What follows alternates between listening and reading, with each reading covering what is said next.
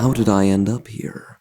It's a question that you must have asked yourself at one point in your life or another, probably after pulling your head out of the toilet bowl, remembering the little rhyme about drinking wine on top of beer and then feeling rather poorly again.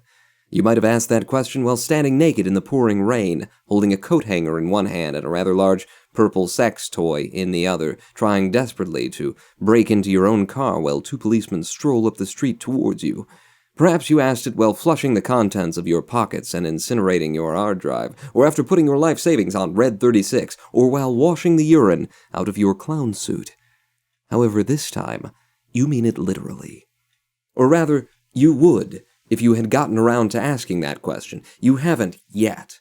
To be truthful, you're rather reluctant to open your eyes. You know that you're lying in grass, you know that you're naked, you know that you can hear birds singing and feel the sun on your body and a warm, gentle breeze across your skin. That's okay. That's manageable. You've woken up in less desirable circumstances before. The unmistakable roar of a low-flying jet plane going overhead and the muffled thumps of explosions in the distance, now that's not so good. That's the sort of thing that you really should pay attention to. Reluctantly, you open your eyes. How did I end up here? You're lying on your back in the middle of a grassy clearing. As suspected, a quick glance down confirms that you're as naked as the day you were born.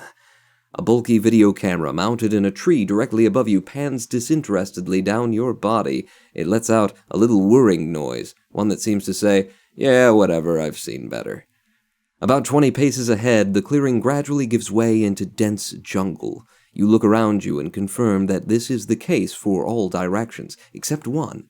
A crudely built wooden fort stands 10 paces to your right. The wooden stakes in the ground extend about 40 feet in the air, and you can't quite tell how far they go along horizontal dimensions. Think, where am I? Okay, I know who I am. I know my name. I know my parents' names. I know my address. I even know what I did last night. That rules out long-term memory loss. So what the hell am I doing here? You try to get up, to see just how big this wooden fort thing is, but a sharp pain in your head tells you in no uncertain terms to sit the hell back down again. As you collapse, the gates open and a woman walks out. She looks around herself, and in short order her piercing blue eyes lock onto yours. She walks over to you, shaking her head. She wears a black skirt below her knees and a red turtleneck sweater and round, copper-framed glasses. Blonde hair tied back in a bun, combined with her clear disdain for your presence, give her a rather severe appearance. When she comes closer, you notice that she's wearing heavy black steel-toe boots, spattered with something reddish-brown. She leans over you, stares at you for a moment, and sighs. Her first words come to you in a southern British accent. I don't really have time for this, you know. Something about her voice doesn't sound quite right. It resonates in the center of your skull, almost the way that voices do when you hear them through a pair of headphones. She sits down heavily on the grass beside you. Is that rust on her boots?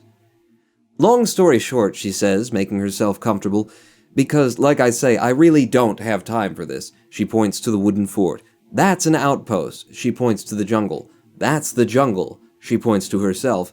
I am the Watcher. She points down at you. You are a plunker. No, really, I mean it. You're clearly depriving a village somewhere of an idiot. Sorry to belabor the point, but it's important that we get the Watcher-plunker relationship established properly straight away. Otherwise, you might get ideas. You stare up at her accusing finger. What? She presses gently on your nose. Case in point, don't ask questions, and don't piss me off today, and you'll be fine. You frown. What do you mean, I'll be fine? I can't even remember how I got here. The Watcher smiles. Oh, they must have drugged you up something awful, poor thing. She looks down at her watch. Okay, I'll give you a rundown, but I've got to make this really, really quick now. Don't interrupt. She takes a deep breath. Then she talks very quickly. You've been drafted into a war against a machine called the Improbability Drive. It likes somewhere, it lives, damn it. Damn it, I was going so well. Hello, I am the Ronin Pawn, and this is Improbable Island, a text-based adventure that I played a number of years ago. and a number of years ago, like maybe a decade ago, and I loved it, and I played it straight to the end, and then found out that the end is not the end, but it resets, and some things change, and this is a very fun game. It is incredibly well written. It is worth the read just as a novel, and I'm going to get through at least the damn introduction today. Damn, I was going so well, and then I stumbled. You've been drafted into a war against a machine called the Improbability Drive. It lives somewhere in the jungle over there. Improbability is leaking out of this bloody thing like radiation, so we've got to blow it up. The whole war is being televised. You've noticed the cameras already, so try not to do anything stupid while the world watches. Your head hurts because the guys who burst into your living room with sticks and a great big sack probably hit you a bit too hard, and you might have landed badly when they tossed you out of the plane. You survived the fall without a parachute because of the improbability bubble surrounding this island, which makes the air notably denser, about 40 feet above sea level. You're naked and unarmed because everything that penetrates the improbability bubble gets changed in rather amusing ways, and we didn't want to take that risk. There's blood on my boots because I came across some monsters on the way over here. Yes, monsters, stop gaping, gawping, gooping. You'll get used to them, and you'll either pick up the rest as you go along, or you'll die in a very entertaining fashion. She smiles. Either way, it'll make for great television. You open your mouth to ask the watcher what the hell she's blithering on about, but your words are drowned out by the roar of a passing jet plane and an accompanying female scream. The watcher looks up just in time to see a naked woman make a very undignified landing in a tree, folding herself neatly over a branch. The watcher grins. I love it when they land with their arses poking out like that. It makes me feel better about my job. She stares for a moment, head cocked to the side.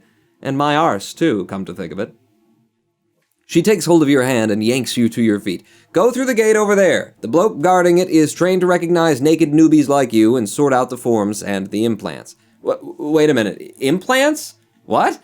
You ask, even more scared now than you were 2 seconds ago. What did I tell you about questions? There are other people waiting. Come on, off you go.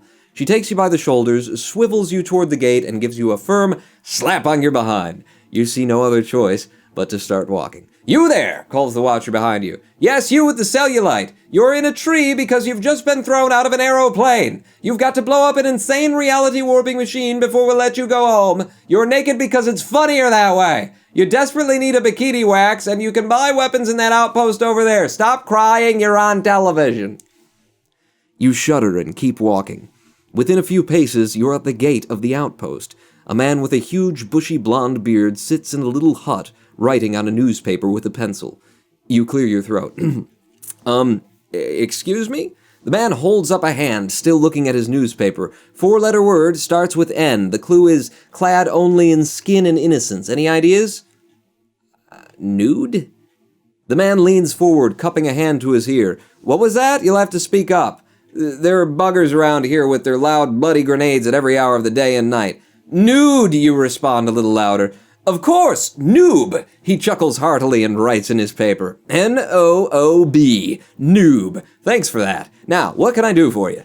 I honestly have no idea. Ah, so you're a noob yourself. Apparently, at least according to the blonde woman over there. The hairy man smiles not unkindly. Well, let's fill you in on things. First of all, what should I call you? Well, you can call me Ponin Ron, I guess. It's as good a name as any.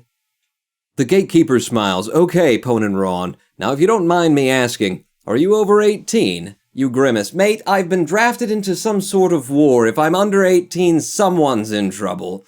That as may be, says the gatekeeper. I've got to ask anyway before we go any further, just to make sure. Because Improbable Island is for adults only. If you're not an adult yet, don't play it. It's full of sex and drugs and sausage rolls.